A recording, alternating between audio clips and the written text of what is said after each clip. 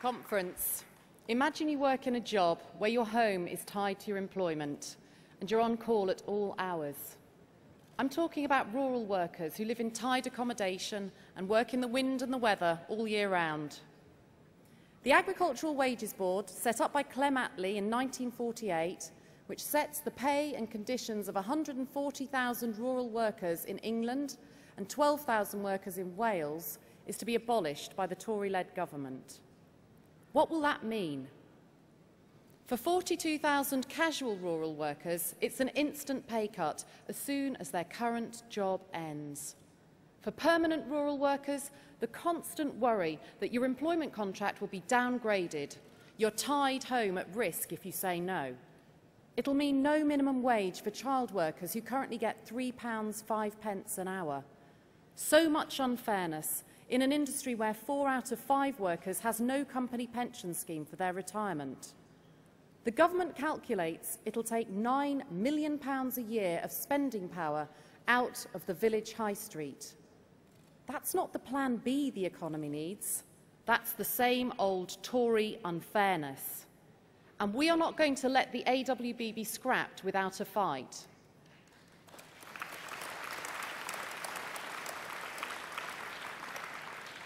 I'd like to thank our talented animator, Chloe Rodham, for bringing the Agricultural Wages Board to life, Tony Robinson and Gloria Di Piero for the voiceovers, and David Putnam. He's won a few Oscars, so we thought we'd ask him how to make a film, and he shared that knowledge with us. And particularly Unite the Union for helping us to fund and to fight this campaign.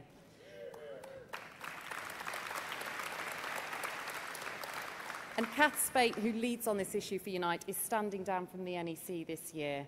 Kath, thank you for your friendship and your comradeship and your support. And I'd like to thank my wonderful team, William Bain, Jamie Reid, Gavin Shuker and Peter Salisbury in the Commons, and Jim Knight, John Grantchester and Joyce Quinn in the Lords for working so hard this year. You're all great campaigners. Conference. Labour is the party of jobs and growth, not just in the cities, but in the towns and villages across Britain. We stand up for fairness in the countryside. We want strong rural communities with fair pay at their heart, where housing is available to local people, where people can catch a bus to go to school or college, visit friends and the local shops, where older people keep their independence for as long as possible. George Osborne's Plan A is hitting the countryside hard. He is making it harder to earn a living, harder to raise a family, harder to run a business. Labour promised universal broadband by 2012, so rural businesses could sell their goods and services direct. The Tories have put that back to 2015, and only then if cash-strapped councils stump up half the money. Mr Osborne, speeding up rural broadband shouldn't be in your Plan B, it should have been your Plan A. But whether it's Plan A, B, Plan X, Y or Z, the Tory plans for the country and the economy will always end with the F word. Failure. But let's face it, at the last election, people in rural areas thought Labour had lost touch, and they voted us out. The Tories told them, vote blue, go green. But people found out when they voted blue, they got blue. And they found that with a coalition government, when you voted yellow, well, you got blue as well. Vote blue and we'll try and sell off the national nature reserves until we realise no one wants to buy them. Vote blue and we'll sell off England's forests. No, I don't remember that in the manifesto either.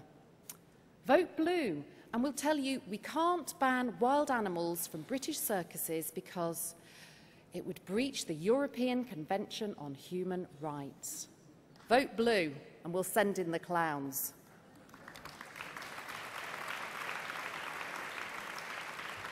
Across the country, people who voted blue have started to question the Tory and Lib Dems environment record. Why are they so keen to scrap the Commission for Rural Communities, the independent voice of rural areas across government? What are they so frightened of? How can they get rid of Labour's housing targets and then change the planning system so communities are left in chaos? Why should people have to pay £1,000 to protect their village greens? And how can the government that has cut £2 billion from the environment budget possibly deliver a better environment? How can a government that believes in the small state and is anti-regulation deliver policies that protect our precious planet? The answer's simple. They can't. People have realised that to go green, you have to vote red. To protect the countryside, you vote Labour, which is why Duncan Enright in January 2011 became the first Labour councillor in Witney.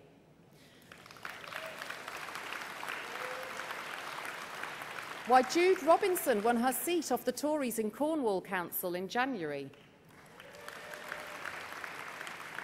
And why we took 9 seats on the Forest of Dean Council after the Tories' forest sell-off fiasco.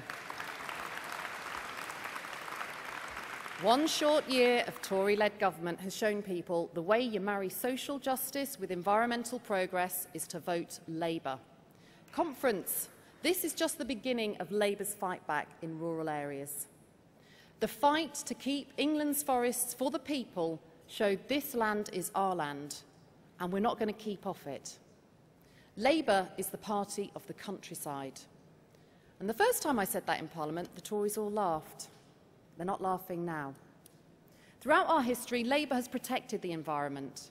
We set up the national parks in 1948, established the Green Belt, the world's first climate change law. A huge increase in recycling thanks to Labour councillors like Wakefield, Leicester and Copeland. Green policies, but it took Labour values and Labour politicians to make them happen. But that was yesterday's work. Our policy review is grappling with the global challenges that will define the decade to come. In the past, no one in this country worried about food prices or food security. Today, food prices have risen 6% in the last year, and famine has returned to the Horn of Africa. In 10 years' time, will we have tackled commodity speculation to prevent a system-wide failure in our food supply chain? Will we have the courage to define food poverty and start the debate about how we ensure that no one goes hungry in 21st century Britain? Recycling used to be a minority interest. Today, most of us sort our rubbish. In 10 years' time, what do we need to do to achieve a zero-waste economy? And in the past, businesses set up shop where they pleased, made free use of raw materials, water and people. Now the best companies realise that the only long-term business strategy is one which puts sustainability at its heart, which respects our people and our planet. In 10 years' time, how would our buying patterns change if we could see the carbon footprint of the products that we buy? We plan for the future, but our generation must remember the battles of the past. The first trade union was set up in 1832. The 6 Tolpuddle martyrs deported to Australia for protesting against the lowering of their agricultural wages, for dreaming of a better way, for working together, for not accepting the Tory way. A petition of 800,000 people brought them back from Australia as national heroes. And that was before the internet. Whether it's Dorset in 1832 or Kent in 2011, our fight for justice in the countryside goes on. Labour has always been the party of jobs, growth and fairness in the countryside.